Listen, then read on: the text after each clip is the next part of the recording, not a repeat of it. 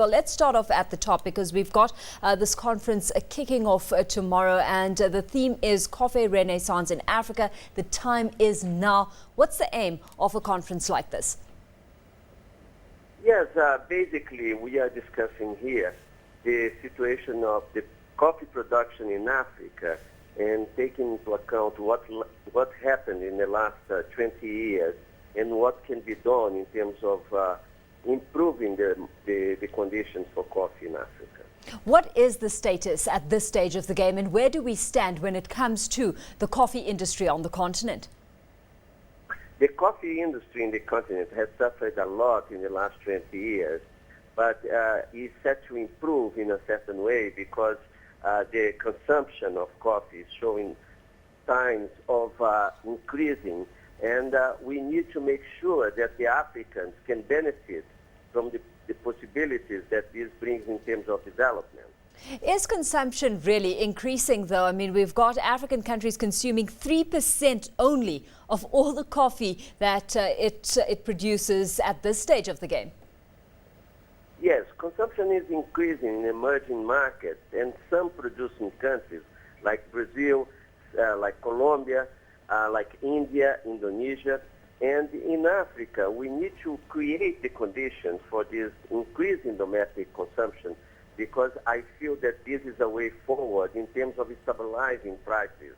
How do we get that right, increasing consumption on the African continent in particular? Because one of the challenges has been that there's been no value addition in the coffee industry, and so that one of the hindrances to actually build up that consumption and the rate of consumption in Africa.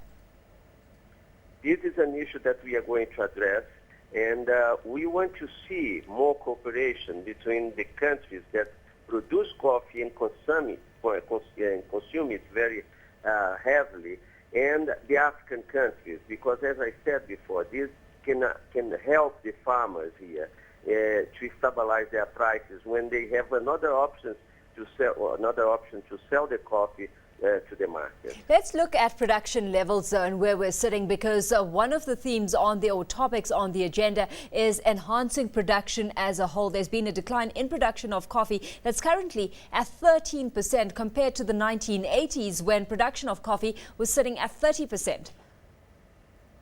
Yes. We have to do it in a certain way, taking into account also the conditions of consumption. Because if we increase production and do not have an internal market, it could bring some slump in prices.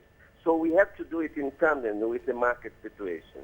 Well, the role of government, let's put that under the spotlight. What role do you see government playing in the development of the coffee industry, both on the consumption and production sides of things? Basically, they want the International Coffee Organization that brings together the producing and consuming nations of all the world to cooperate with the Inter-African Coffee Organization to bring about solutions for the coffee sector that are lasting, that can bring not only good prices but also last for a while. When we're talking about real solutions here, let's talk about some of the viable solutions that are being currently tabled, because I believe that quite a few lessons have been learned from the Colombian experience.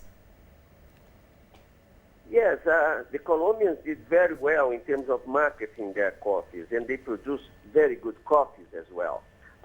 They have been suffering recently in terms of production, and they are managing to recover it, and they will do so in the next years. There is a strong lesson to be learned from the institutional side, because they have a strong federation there that takes care of the farmers. Mm-hmm. And possibly also the financing, because that's another stumbling block on the continent, where coffee financing in Africa and a development fund model has been somewhat of a lacking factor in the industry. We have a renewed interest from the United States and the European Union in providing finance for the farmers. And at the ICO, the International Coffee Organization, we created a forum on finances exactly to help the countries to bring about the solution for these problems.